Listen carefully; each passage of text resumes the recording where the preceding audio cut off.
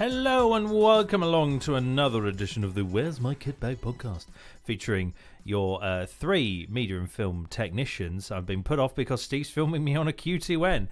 It's me, James. It's me, Steve. It's me, Carolina.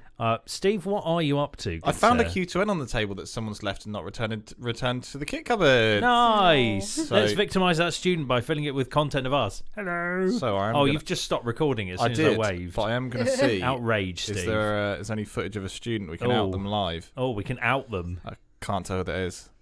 Do you want me to have a look? No, what? I don't know. I can't tell. Is it like radio coursework? It's about to die. That much I do know. Oh, I think it is. You tell me. Hang on, show me real quick. I believe. That is radio coursework. I believe that is. To be fair, don't think anybody has actually booked the Q2N. I believe it's just been down here for recording purposes. But I think that's Jane's group, not my group. I mean, nice. The screen is quite Passing small. the blame. No, they're definitely not mine. I'm joking. They're not mine. So we're safe. I see a plug on the whiteboard. I know, tombill.co.uk. my thought is, do we plug also SolomonHarrison.co.uk as well? Is that a real? To Google. Oh no, are we actually punching the URLs in live? Are you taking Tom's? I've seen Tom's. I've not seen Solomon's. It's got put on the newsletter. This is a new feature called website reviews. Which is very impromptu. If you put your web address on the whiteboard of the podcast studio, we will do that. Oh, I've put Cobra XO lol, because my hands are too fat. Oh, here we go. I mean, just Solomon Harrison. I'm going to be honest. I think this site looks okay. I think it might have been made in Google Sites, but that's nothing to complain about. I do like a cheeky bit of Google Sites. What have we got? Rockalyptic Radio, created November 2021. This rock radio show was created for courseware project for Kane FM. Lovely. To be fair, his game night film is coming together very, very well. Nice. He's hit the jackpot, to be fair, with his casting. It's probably one of the best casting I've seen in many a year. Your back script. St. Michael's Primary School advert. Oh, nice. Oh, now, Steve and Carolina. Yes. Do you reckon a Gantt chart is something worth celebrating on a student's piece of course, on a student's portfolio? I'm going to go with no, but each their own. Yeah, everyone's got their thing. I'm gonna go with I don't know what that is. So. It's essentially like a schedule where you basically put in how and when you're going to get things done. Oh.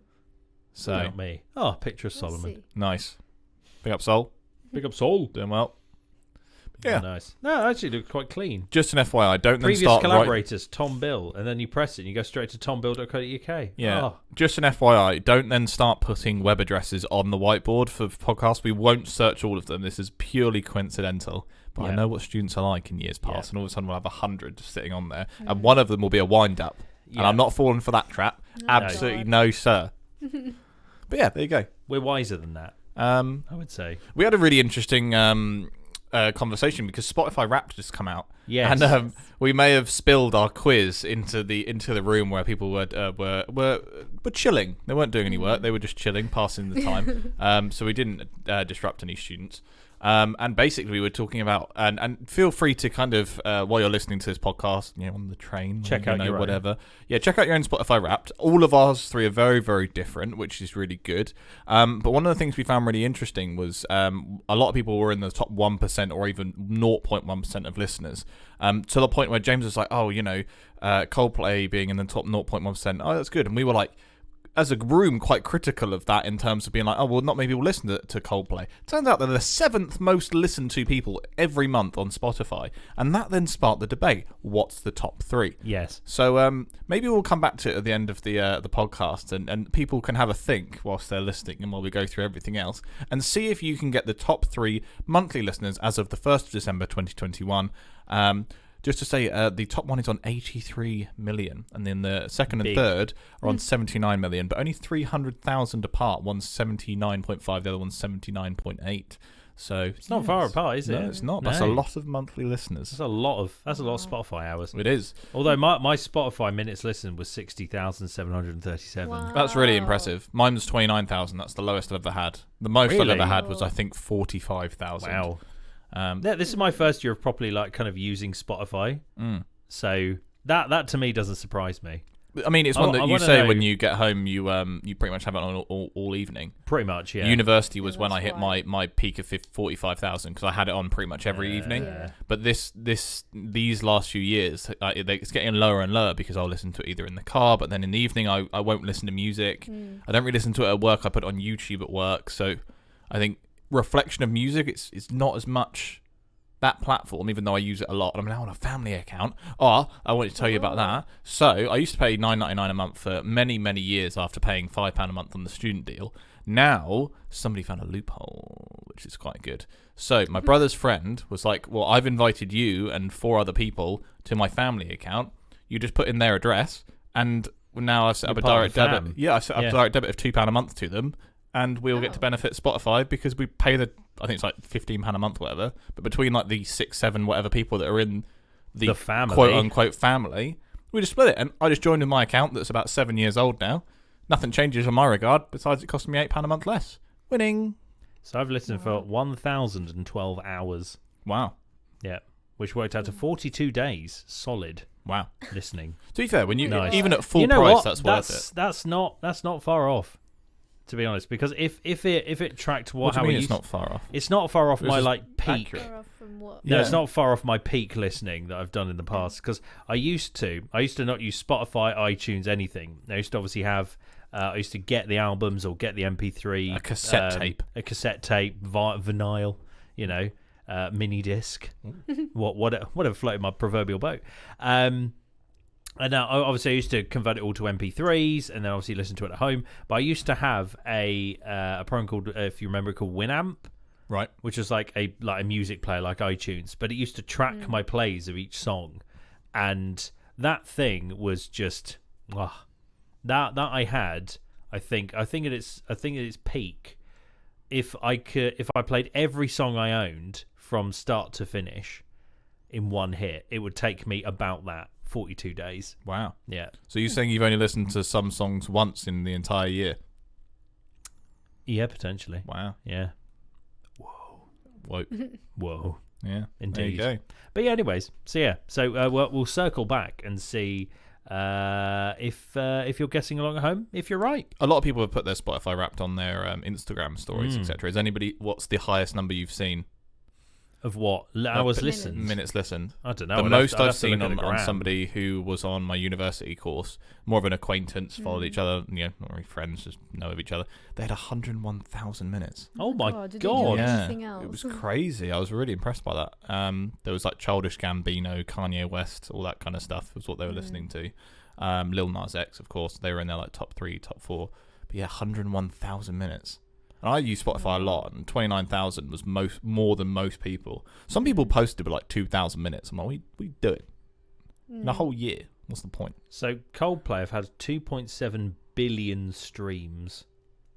It's crazy. Yeah, because being an artist, you see that the other side of things. They had 133.3 million different listeners. Yeah. I mean, you criticise them, Mel, but KSI put on their Instagram the last 4 years of Spotify, and you want to see growth. It's quite impressive. Yeah, The increments of it increasing is really quite good. Yeah, KSI's rise to power has been quite strange. But incremental, though. Yeah, very much so. I'd still remember him just screaming at FIFA, Yeah. which is quite funny. Now he's like one of the most streamed ones on the platform. It's up there. Also, although some students have been saying that our podcast is top of their podcast, or in the top 5. Respect for that. Here's the mad thing. props. We'll find some form of prize if you screenshot your Spotify Wrapped and it says that the Where's My Kit Bag playlist has been on there. Whoever has the most minutes that they send us Oh before my the God. end of term, we will bring you some form of prize. We'll get you a And prize. Oh yeah, for the first week back in January. Yeah. But Spotify Wrapped is already done, so no one can now cheat the system. Yes. So you would have to screenshot it Yeah. and tell us, whoever has the most minutes, drop us an email, be like, hey, here's my Spotify minutes entry, or show us, and we'll make a note of it. Whoever has the most. That has to be over 100 minutes. If the most person only has like 95 minutes, you ain't get a prize Or for like that. 10 minutes. Yeah. No, jog on. But we already know somebody's already got at least 90 minutes Yeah. Yeah. that is on top of their Spotify Wrapped. Yeah. So, yes, let us know how many Yes. minutes you've consumed of the Where's My Kit Bag podcast. Send us a screenshot. And you We'll may be be in with intrigued. winning with a prize. It'll most be something you could eat, like some chocolate or something like that. All similar. Yeah, based on your dietary requirements. But Nice. we will be able to adhere to whatever. Oh, shall we do a cheeky bit of some department news, Steve? Sure. Can you play the sad violin one, please? You want the sad violin? Yeah. So, the 3rd edition, I believe, of the newsletter, I just wanted to revive the Technet Choice Award and rebrand it as Technet Spotlight with an opportunity of offering students another opportunity. I've said opportunity twice, 3 times now, to Once. gift them an award twice. at the Media and Film Annual Awards evening. Am which I is very sensing it's one of decorated. these, Steve?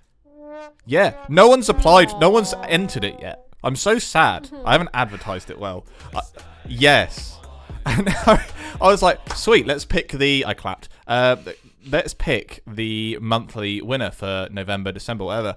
No entries on that hashtag. No. None. You can check now. Students, Though, what are you what doing? you can do is you don't have to post to Instagram and then have the hashtag on that fresh post. You can go to older posts, edit it, and then put the hashtag on it, and that automatically enters you into the competition. As long as you're a current media and film student, that's absolutely fine. But yeah, Technet Spotlight 2021, the hashtag on Instagram currently has no entries. So, it's one of those ones. I've put the opportunity out there, and people did win awards at the awards night. And it's a very cool thing to have. It's another very cool accolade that you could take with you to further education, to places of employment, etc., etc. So get on it. And the thing is, most people have cool stuff already on their Instagram. Just go to edit and then just add that to it. The reason we've had to change the hashtag is so it means that we can see in each individual year's entry. That's it. But it takes 2 minutes of your time. You can enter as many times as you want, if you really want. Is the hashtag too long? Are we changing it before? I don't know. The TNS 2021, but that could be anything. It could be an expo. The reason it's a bit longer is because people have gone out of their way. 2021. People have gone out of their way to apply for it, and kind of it is a bit long. I get that, but if you're going to change the hashtag anyway, you might as well just pop it in. Like, it's not a big task. I'm not asking you to fill out a Google form. Okay. You add a hashtag. That's it. Yeah. And you're in. You can win an award on the awards night. People could be throwing flowers at you from the rafters. They won't do that. But Waluigi will wow at you. We will. I might give you an award because last year I did that. Somebody from the media and film department will give you an award if you win one of the months of Technet Spotlight 2021. And we want to celebrate how great you all are. So, and if you win, it will be the and scene. Need I say any else? So I'm gonna put it on the telly next week in some form of slideshow, alongside the Edit Suite availability. And the last newsletter before the end of term, the Christmas edition, I want to put somebody on there as the December winner. So and that would then mean that the last January, February, March, April, May, that's 5 more winners. That means there's 6 in a category, 6 places to get yourself on the awards night. So if you win in December, you know that your work is guaranteed to be in the awards. Yeah. How crazy would that be? So there you go. You heard it here first, folks. It's happening. Anyway, moving on. The YouTube feature is Potato Jet. I'll be brutally honest. It's one of those features. I haven't actually watched Potato Jet in a while.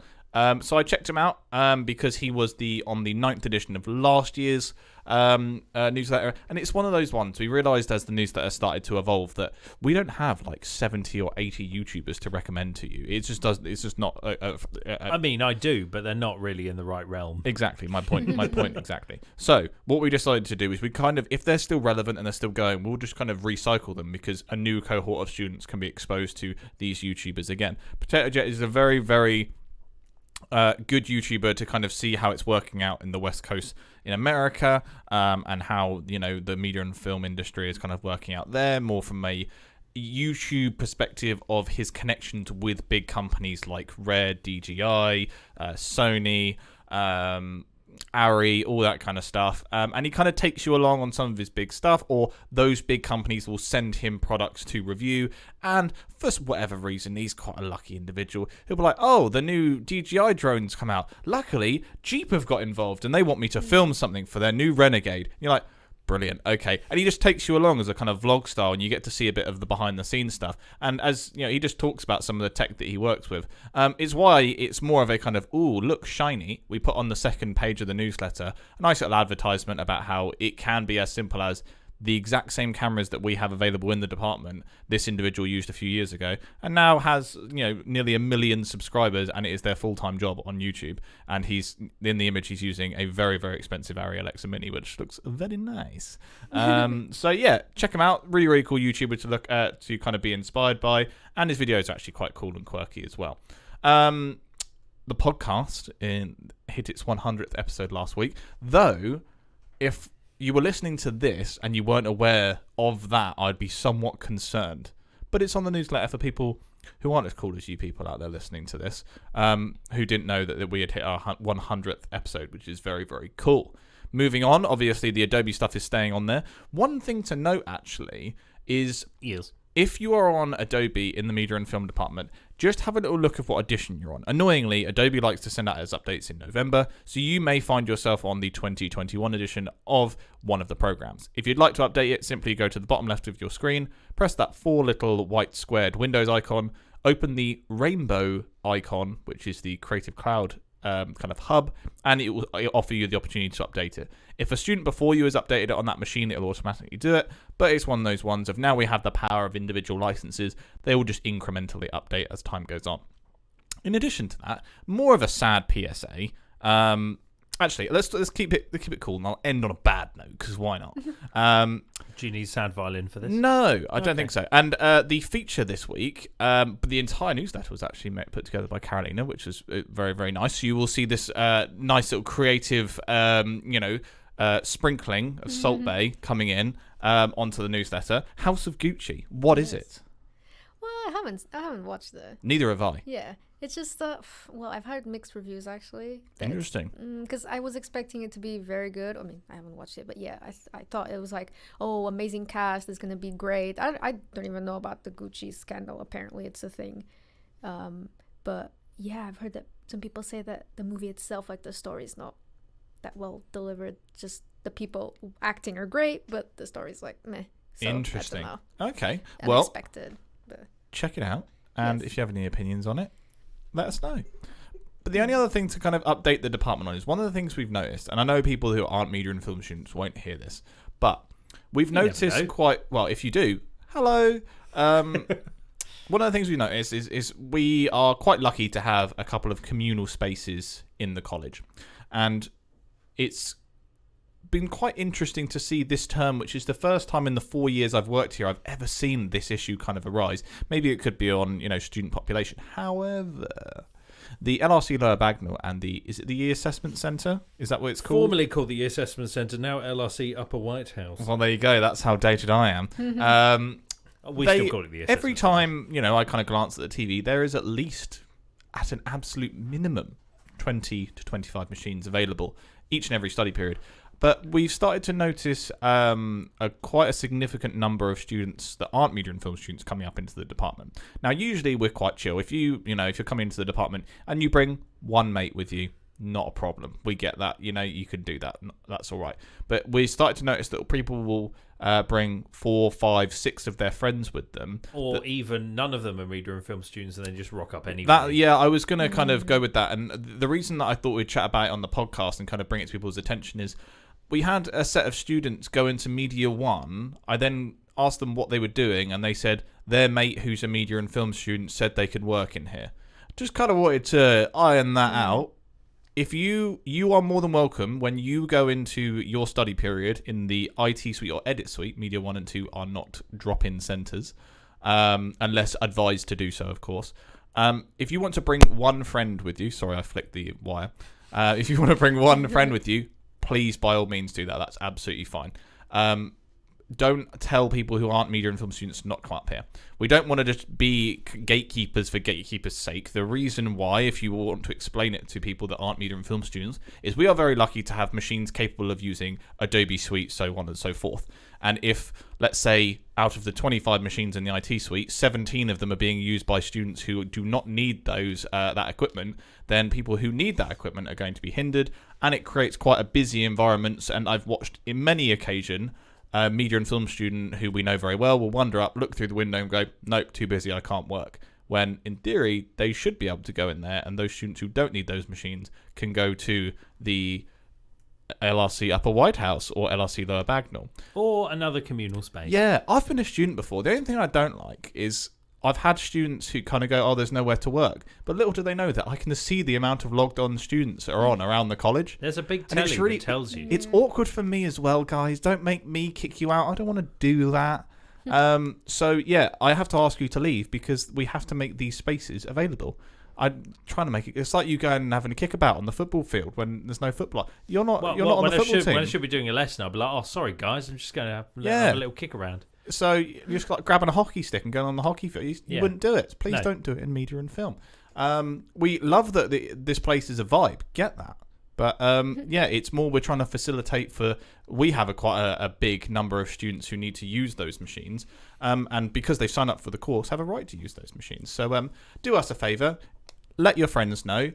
If they want to come up and work in media and film, they can, but only one of you can come with said media and film student, or you may only bring one with you. Please don't tell media and film people who aren't media and film students to come up to the department and use it as a drop-in centre, because unfortunately it isn't one.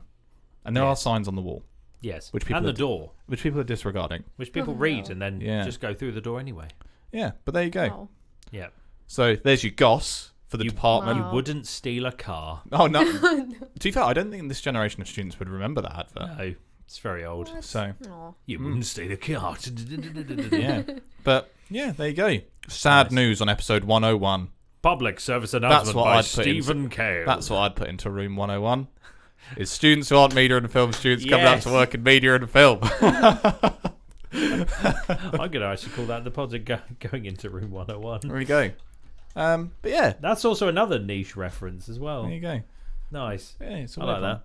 But yeah, otherwise, shall we move on? Yeah. The only other warning to put in is if this does continue, IT have said we can put in an old system which we as teachers and staff don't like, where basically we only authorise media and film students to go on our computers. If a non-media and film student attempts to log into one of our computers, it doesn't let them in.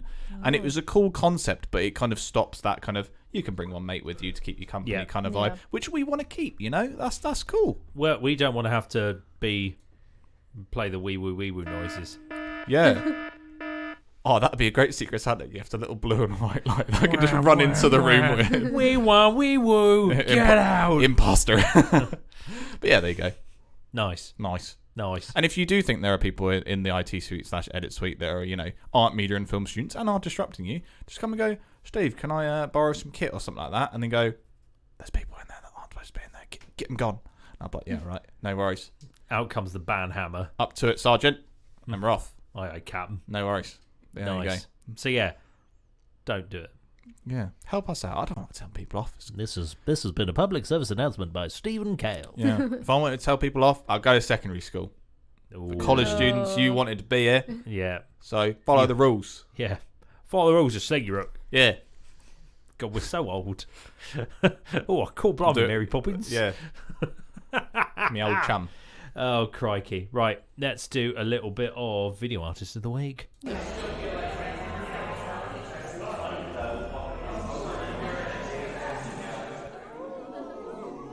That's really good. I love the ooze. Wow. I love Your impression the ooze. last week was great. It was really great. I was expecting it now. Oh, apologies. I actually, the real thing's back now. It's all good.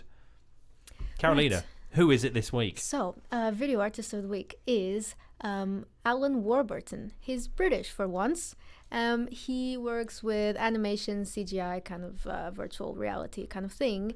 And his work is literally about animation, CGI, virtual reality. So it's really cool. There's obviously lots of 3D animations and virtual reality things that he's done that I could talk about. But what I really like that he has done are his video essays. So I think he has become like a theorist in a subject that hasn't really been super covered yet. So I think is really interesting work. So he has 4 video essays. The most recent one's called RGB FAQ, and it's about like the evolution of CGI and the concept of exploded image, which apparently changed like the way that we animate and stuff like that. He has his first one, which he did for the Tate, is called Fairy Tales of Motion, and it's about like how animators will use motion and like the character's motion to portray like their traits and personality things, and also to aid like storytelling, which is really cool. His second one is spectacle, speculation, and spam, and like I don't really know how else to describe it other than the politics of CGI. Like that's the theme, so it's very, very interesting. And his third one, it's my favorite one, it's called Goodbye Uncanny Valley, which is literally about like analyzing the evolution of 3D animation through the Uncanny Valley and then conquering the Uncanny Valley. Like his point is, now that we've reached like photorealism, what comes next? You know? So it's, like, that is a really interesting conversation. Theorizing about that. And there's 2 concepts that he kind of puts forward that I really like. So one of them is post-truth, which essentially means that as CGI gets better, we believe all images less, which is crazy. And another one, which is theoretical photorealism, which is like, what the hell? The way that he explains it is using the interstellar black hole scene. Yes. A great visual spectacle, that scene. Yeah, which is crazy. Like, essentially, they just got scientists to put a bunch of math into the software, and what comes out is an image that has never been observed, but is scientifically accurate, which is, like, insane. I mean, Interstellar's that could be the VFX future. was pretty insane, to Yeah. be fair. It is probably my favourite movie of all time. Ooh. That's a statement. I love that film. It's so good. I had to rewatch it, actually. If I had to pick one film to watch Again, one more for time, the first time. That's Yeah. a good thing. It was like a one last film, I don't know, before you die kind of thing. What would you pick? I'd pick that. Marv!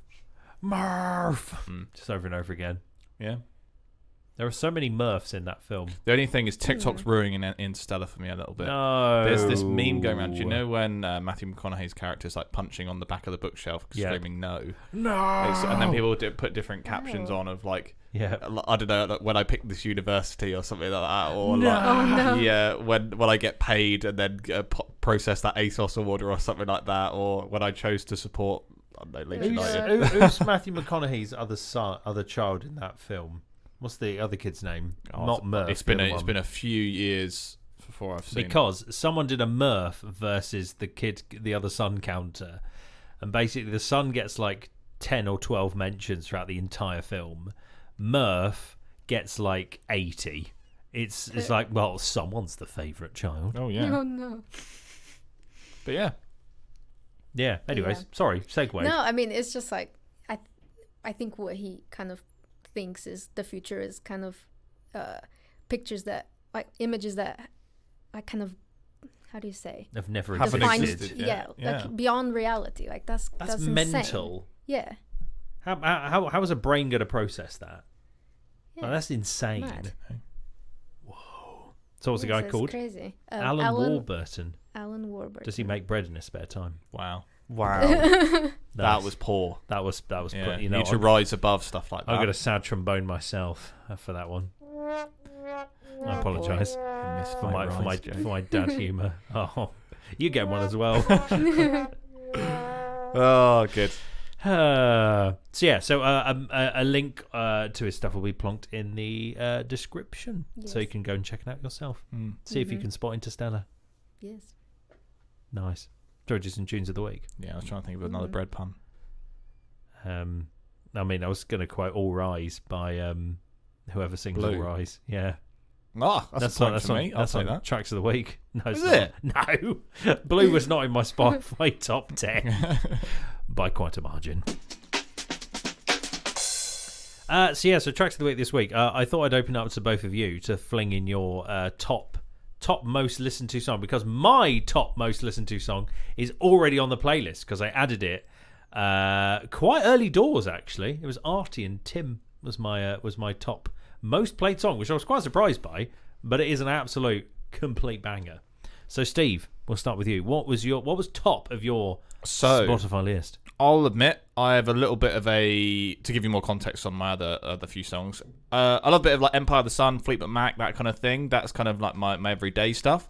But I will be honest, I don't know if it's just a British thing. I'm a sucker for some grime. I like that kind of stuff. It's good. People British. do kind of like shake their head at me from that, James being one of them. But people like Dave and stuff like that, they're up there on my music. Clash, yeah, all that kind of stuff. However, my number one song, which is kind of my main, if we talked about movies, the only other, the one movie you'd watch, whatever, for the first time. The genre, if I had to pick one genre, it's that kind of, liquidy drum and bass, that kind of vibe, techno, housey stuff. That's where my heart is.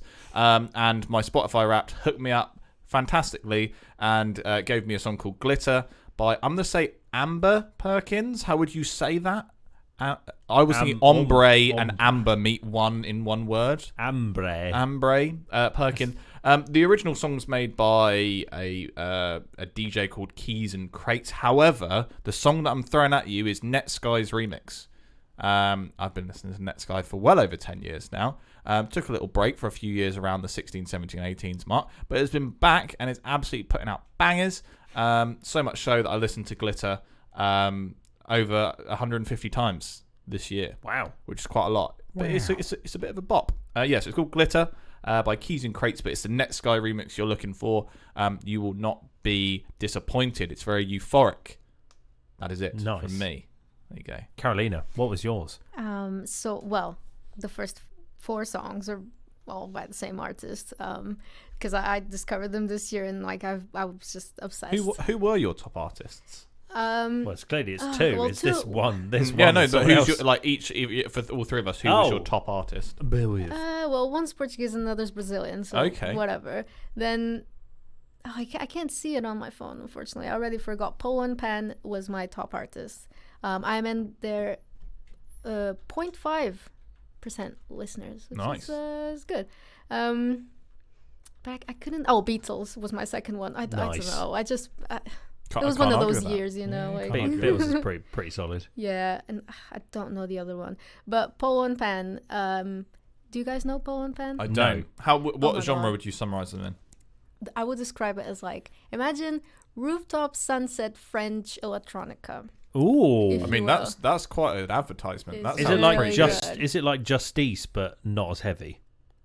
Not as heavy. No, it's more like a chill chill vibes. Like sunset rooftop. Sunset rooftop, but French and very good. Really, really quality. Is there just casual baguette just in the song? Did not think you were going to go with such a stereotype. Zut allons. Yeah. My French is poor. Apologies. What's the song called though? I don't know what's the top one?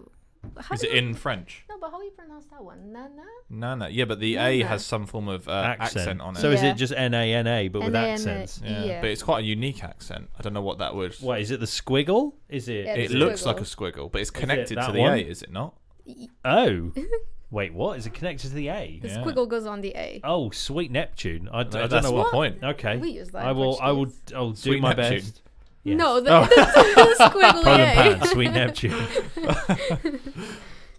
I will track that down. I will find it. My top 5 artists, because I print screened it, was Coldplay. Obviously, it's me. Is that your number one? That is my number one top artist. Okay, right there. But weirdly enough, Coldplay were not the top song. Yeah, that was the same. My top artist is not my top song. Your top artist is Coldplay. What's your top song? Top song is Artie Tim, which is already on the playlist. Okay, nice. Other top artists, Pale Waves. I was quite confused that they made it in there, but I did go for a big phase of only listening to Pale Waves for like a month, so that might have skewed my results. And then Artie, Subfocus, and Matt Zoe for basically Coldplay, followed by arguably slightly pop punk with Pale Waves, and then Dance, Dance, Dance, pretty much. Actually, trance, drum and bass, and then a mixture with Matt Zoe. It's good. My top artist was Joji, or as YouTube like to know him as, Filthy Frank, which I actually hated. I really didn't like Filthy Frank. Ew. But Joji as an artist is amazing. I'm hoping my friend from university who introduced me to Joji, like, do you remember Filthy Frank, who's a musician now? And I was like, Is he? Yeah. What? Amazing. I'm in the top 1% of listeners. Right. Amazing. Tomorrow I'm showing you some of Joji's music. Okay. It's so good. Because I'm that's not my type of content. Really don't like it. But him as an artist, phenomenal. Absolutely phenomenal. So listen, he's my top artist by a country mile. And I'm hoping that my friend who introduced me to Joji, there's a gig on January 6th, and there's only 2,000 tickets available, because it's very annoying, because he is now very, very popular in music, but he only still does small gigs, which is very annoying. So I was like, hey, Tech, can you get us tickets, please? Thanks. Nice. So yeah. Nice. Otherwise, the song I'm adding in, because obviously I've already got a song that's already on the playlist, was my top, is one I started listening to quite recently-ish. It's by an artist called Lightspeed Champion, and the song is called Midnight Surprise. Interesting. That Surprise. sounds very like tech noir music. That's the vibe. It was the one I was playing you earlier. Very kind of mellow, but then kind of right. changes up a bit, but then goes very mellow again. Oh, the trumpet song. Yeah. The sax song. No, that's Danny Bird. Okay, Danny Bird that is the was saxophone. fantastic. So that amazing. went places that I was that not was really expecting. good. If Steve convinces me, I will put it on the playlist for next week. Why not? Live Life on the Edge. But yeah, no. So this one's very, very kind of chill. I feel it might work well with yours, Carolina, being like kind of chill French to just chill, and then you can like dance the night away with Netsky's remix of Glitter. Oh yeah, which would be dope. So yeah, so all those songs will go on our Where's My KitBag Spotify playlist. Like we said, if you want to share your results with us to see Where's My KitBag is yes, in your list, let us know. Can we, in the positive light, judge all people's music? Can you send us screenshots of your raps and we'll review some? If you want us to judge your music taste on the pod next week, do send that. us a screenshot. And roast ours as well if you want to. Yeah, I mean, get roasted about everyone mine hates Coldplay, but 60 million listeners. I don't get that. I really like Coldplay. It's one of those ones of I've got Coldplay songs saved, but I wouldn't. South America bloody loves Coldplay. I wouldn't tell you that It's much. so weird. It's they have weird. such good music. What's going on? Yeah. Do you not like Coldplay? It's like, it's all right. It's like, can I say it's like the most generic thing ever? Oh yeah, 100%. Oh, all right. Yeah, I totally agree. But doesn't mean it's but I'm a bad. sucker for it. I love it. Yeah. I'm Chris Martin. that's I love completely love. fine. When you open the Coldplay tin, you know what you're getting, Yeah. and you're satisfied. Well, by it. not so much recently. The tin has very much been sullied by various producers. limited editions and stuff. Yes. It's like we're gonna Now put Marmite. now we're with gonna put paprika. Marmite, we put Marmite on this one. Yeah, basically the new album is Marmite. It's very love Okay, hate I'll have to check that between everyone.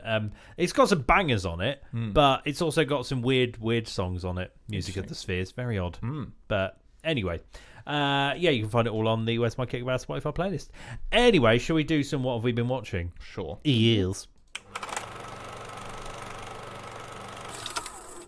Who would like to start us off? What have you been watching, Carolina? Carolina. Don't do this to me. I feel like I come here every week and I haven't watched anything. It's fine. The thing is, though, It during the doesn't matter. term, we've had that. I think Yeah. I've had 3 or 4 weeks when we. Yeah. Well, tell you a funny story. What we used to do, we used to the assign challenges. films. Yeah. And then at one stage, it was like 6 weeks. We all went. We haven't watched it, have we yet? No. And we end up scrapping that. Yeah. Fair. So- Ross ripped us because it was Ross's suggestion. I think it was. Was it Ross or Dan? It was one of those ones. It was we just in the week because everyone had extracurricular things to do or plans. Just ran out of time. Yeah, it just meant that assigning time in that week to watch that specific bit of content, we didn't have time to do. So we'd end up going, I haven't watched this week. So then we're like, we won't. 2 of the 3 have seen it, so we won't watch it this week. Usually it's me who haven't watched it. Yep. And then There the was just following like week, Steve's playing catch up for like 4 weeks. yeah, worth and then I of would have films. watched it, and then I'll talk about it, and you guys were like, it was about 4 weeks ago. Lost interest. I now. forgot about it. What? Yeah. So Yeah. but there you go. Yeah. So it doesn't matter. No, It's I mean, fine. I feel like since I started this job, I haven't watched anything, which I don't know what That's it fine. says. That is nothing to be ashamed Yeah. of. Absolutely. But tomorrow, Oh. I will be watching the final few episodes of La Casa de Papel. Well, La Money Casa Heist, de if you will. Papel. Money Heist, if you will. But I've never called it really Ah. Money Heist. So yeah, it's. La Casa I de mean, Papel. I'm gonna cry, and then I'm gonna cry some more because I Then you're can't gonna say tell us goodbye to about this show. Yeah. Are you going going to tell us about the crying or the show or both? I mean, both. Oh. It's such a good show. How would guys. you summarize it? Because I've seen it advertised, but besides bank robbing, Yeah, but that's it's. all I know. Oh my god, I don't know. I've never been so emotionally invested in characters before. I don't know. Damn. Yeah, What language is it in? Spanish. Okay. And don't watch it in English, please. No. people do, but yeah. What to say? I mean, it's about that kind of back and forth between the police and the mastermind of the plan, and they always have some way of saving the plan. What if I told you? So there's 5 seasons, and there's only 2 heists. What? Wow. Well, yeah, That's very and spaced there's like out. 1 episode that's not the heist. Whoa. 2 episodes. So that the heist is how long are the episodes? They're like half 40 an hour. minutes Oh or- god, normal 40-minute. Which is How long are hard these to pull heists? off. It's really like you would think that it gets old, and I think that might be why some people don't like it, because it's like it's very long. Is it like 40 minutes of them drilling into like a bank vault? No, And then it's so good. next Setting week, the bar low there, Bale. yeah, and then next week he turns the key. Yeah. No, I mean I don't know. There's a I'm lot that intrigued. happens. All right, It's yeah. I I get the vibe you're close to the 9 out of 10, 10 out of 10 Oh my god, attitude. 11 out of 10. Wow. Oh, crank up to Favorite show 11. ever. Yeah. Awesome. Might have to look into that. And I need a crank Yes. up to 11 sound effect Yeah. for those very rare occurrences. Just have the the GT40 from Le Mans downshifting a gear, and then you're off. There you go. You're in 11. It's nice that you had that. There you go. You're into the 11th dimension Off he of goes. praise. Nice. Release the Fords. So Yeah. is it been out a while and you just don't want to watch it because you don't want it to end? I just don't want it to end. Yeah, Yeah, okay. but I think it has to, because it would get old, I suppose. Like I don't want them to ruin it. I don't think they would, but yes, like it's I time. do prefer that. I prefer a show that ends and I'm sad than a show Yeah. that maybe is rushed. Game of Thrones. And then kind of either gets agree. cancelled as well or something like that. They're the worst. Oh, I hate when they get cancelled and you get really into it. Yeah. That really bugs me. Mm. There you go. Sad.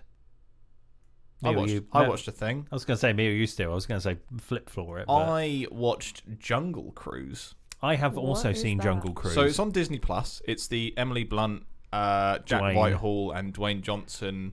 Jack Whitehall as an actor. To be fair, he was hilarious. I mean, he is quite funny. If but you then were he is to funny. have a British, very upper class character like that, I think it was cast pretty perfectly, if I'm Yeah. honest, because he just had to be himself Yes. to some degree of comedy. So basically, it was one of those ones. I think the title was really bad. It's Jungle Cruise. Like, it sounds like a ride you'd go on at Universal. Like, it doesn't sound like a movie. Come on, guys, Yeah. let's go to Jungle So, Cruise. if I'm honest, it kind of, for me, and I know it got advertised a lot, it kind of fell through the cracks in terms of interest. But my partner was like, "Oh, cool. Jungle Cruise is on Disney Plus. Do you want to watch it?" I was like, "Yeah, all right. Why not? It's Saturday. We can do that." So we sat and watched it. It's a long Disney film. Just putting that out there. The attention span of young people is not 2 hours and 10 minutes for the target market that Jungle Cruise was. And I'll get on to something else in a minute that I found that was very interesting. It was just a cool film. The thing I liked about it was an original Disney film, I believe. I think. I say that Well, I don't quite think loosely. it's a spin off of Jungle Book, is No, it? nothing Oh, like that. God. But for those who don't know, it's basically about a archaeologist, I believe is the title, in Emily Blunt's character. Yes. Kind Very- of like Lara Croft. Very much in a patriarchal world where women are very second best, which is an interesting thing to teach young people about.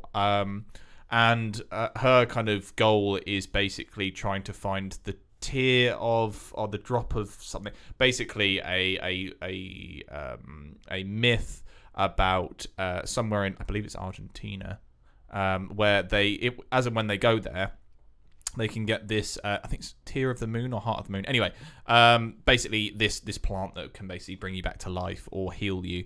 And it's set around the World War time because a young man representing, I believe, Germany or the Nazi Party, I'm not sure, with it being a kid's film, they were very vague with his role, but he had a very strong German accent and a submarine. God. So, but yeah, not sure in 2021. Get away with U-boats. Still want to be, bashing the Germans, which is not the nicest thing. Yeah.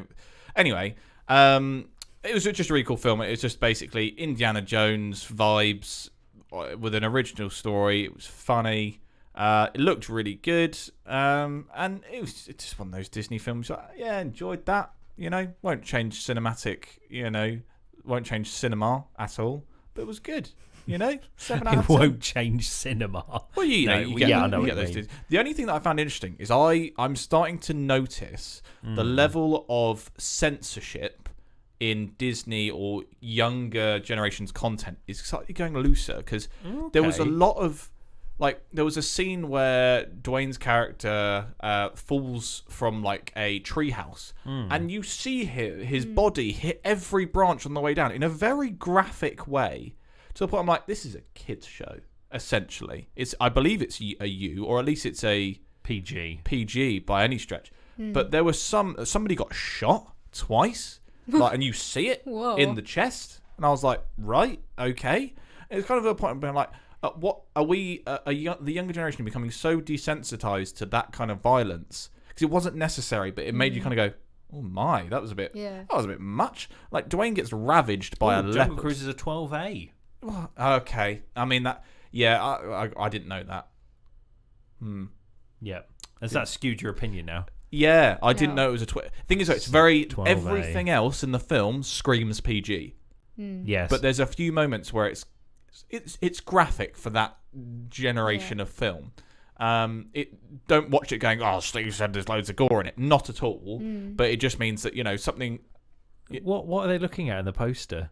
Oh, their eyes are both looking the same way. I Like, don't know. But yeah, it's a good laugh. I enjoyed it. It's a long Disney film. But if you haven't seen it and you got Disney Plus, I don't think you'll be disappointed. although if I'm Jack honest. Whitehall without a beard makes him look like he's 12. And it'd be one of those ones I didn't know what it was about. With being a Disney film, they kind of need to keep your attention span, so they kind of sum it up pretty quickly. But yeah, solid 7 out of 10. You know, Fair. I have watched something else. Yes. But Which is the same thing I've watched. yes, Yes. And we have different opinions. I don't think we've got different opinions. So, we've been watching Young Sheldon. We took a little break from Schitt's Creek, which we have now gone back to because of Young Sheldon. And it's one of those ones of the concept of Young Sheldon I've really enjoyed. But boy, is it repetitive. Like, I know you're going to say that pretty much every kind of, you know, sitcom of some kind is repetitive, but it's very much Sheldon is different from society in some way. Here's a quirky way that he overcomes it. End of episode. Episode 2. Sheldon is different in some way. Here is a quirky way he gets over it. And it's just like, I'm bored, mate. 20 episodes in. It looks good. It is funny. I am enjoying it. But I've never gone on my phone so quickly into starting a new series. Really? Wow. But I don't know why. I think the formula is just so... he doesn't... Like, I think maybe watching Schitt's Creek, where you, over a period of episodes, or even...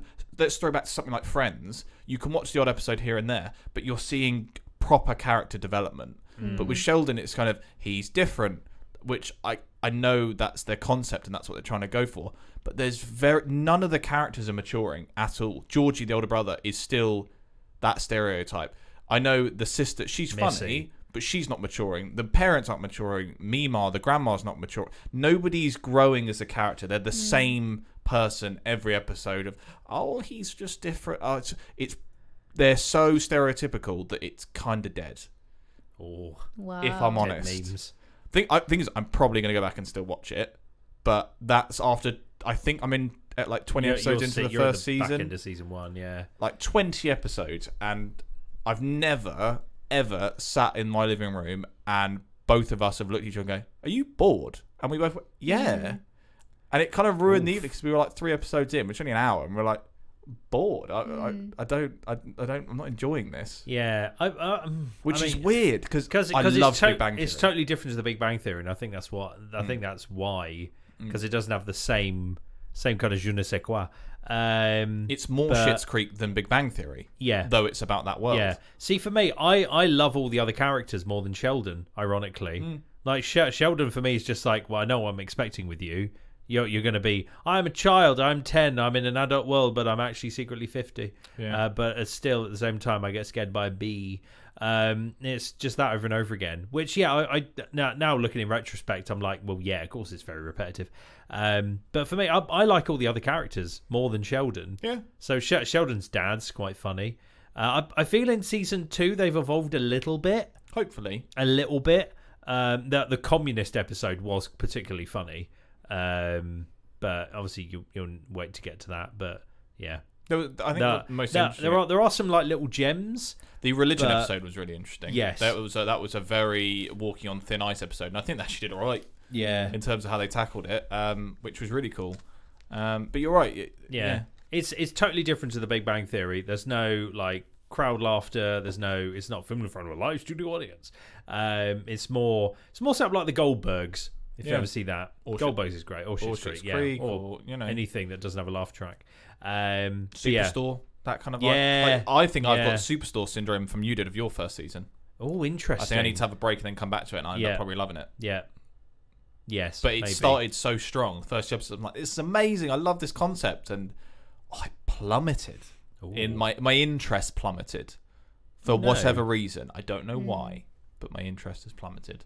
Nice. I don't want to go home and watch it. It's below a few other things. I do actually. I quite like it. Anyway, shall I talk about the last thing, which is the only thing I'm curious of this. So I watched the Venom sequel called Venom: Let There Be Carnage. Whoa. So I know, Let There Be Carnage. It's okay. That's such a shame. The CGI's good, the story's okay, but something about it didn't like immediately like lure me in. That there's a lot of inner conflict between Eddie Brock, obviously the character, and then Venom, the symbiote, together. That there's a lot of tension at the start.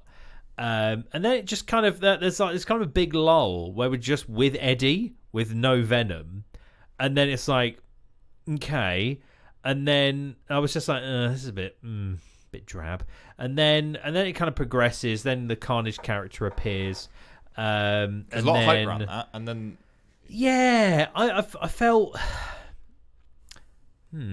it felt fine. You know when something's just when you have like a meal, it's just that was fine. There's nothing particularly exciting about it, except for the end credit scene, which I think was the best part for me. Is that a spoiler if you told us what that's about? Well, all it does is it links Venom then into the MCU timeline. Interesting. So there's it shows you Eddie Brock's character and Venom on holiday, and then a flash of light appears, and then they kind of like, oh, something felt a bit strange there, and then this random man enters their hotel room.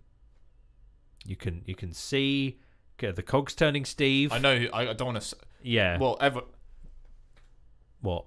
Does he have an eye patch? What, the guy who walks in? Yeah. No. Oh, okay. No, it doesn't have an eye patch. It's almost like. Do you know who I was saying when I was talking about the eye patch? Oh, Cap Nook.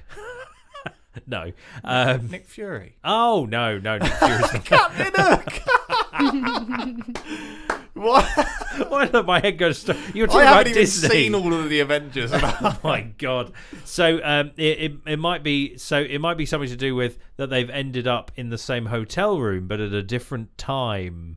Steve, there's a clue for you. Oh really? Yeah. So I reckon that they got into non-existence, but then came back. And then for some reason you look at the telly and there's obviously, Mr. Stark, it's me, Spider-Man. Like just on the screen. And then for some reason he gets really angry and then leaves. It's very odd. I'm like, you don't know this guy. Why are you angry? But I liked how they kind of joined it in that way to the MCU. Obviously minus Captain Hook or Nick Fury. But the film as a whole, like the action sequences were good, but it just felt a bit. No, it was missing Carnage something. The threat that he arguably should have been. Carnage was a threat, but then things. Okay. Yeah, I don't want to spoil it. But yeah, it was okay. Do you think it's been well advertised? No. It's kind of fallen through the cracks as well. Yeah, a little bit. There was an advertisement like a year and a bit ago or something like that. It was just shy of an hour and a half, so it felt very quick. Oh, see, I like almost. That. I'm not a fan of 3-hour films. But then at the same time, I don't think it had enough time in a weird way. But it was okay, I guess. Yeah. Out of 10. Oh. Minus that last scene. Out of 10. Maybe an IMDb 6. Wow. Yeah. That's better than I thought you'd say. Yeah. Because I enjoyed it. but I didn't enjoy it as much as like all the other Marvel films. Okay. I'd definitely put it at the bottom of all the Marvel films I've seen. Compared to the first Venom? Oh, first Venom way better. Interesting. Yeah, first Venom good. Would recommend. But yeah, anyways, that's what I've seen. If you want to, tell us some film reviews, chill. We can either print them in a newsletter, like we've done previously, or we can chat about them on the pod. Just ping them our way. You know the email address is technet@farmer.ac.uk. Or they can hit us up on our social medias. Carolina. F6 Media Film. Boom. Look at that. Primed and ready. So get in touch with us. Let us know what you've got going on, and we'll happily chat about it on the old pod. And like we said, if you want to star or get a shout out, just let us know. Or if you want us to, play a recording or something you've got, then let us know. If you want to talk about something, chill. No worries. My stomach's gone. You're right there, Steve. I'm hungry, clearly. Your hungers. Yeah. The hunger has stricken you. Yeah, it has. That's the end to another Where's My KitBag episode. Obviously, feel free to follow us on all our social media and also find us on every podcasting app available. So Spotify, Apple Podcasts, and everything else out in the world, as well as SoundCloud and YouTube. There you go. Sweet. Otherwise, I've been Jim. I've been Steve. I've been Carolina. And you've been listening to the Where's My KitBag podcast. Bye. Bye.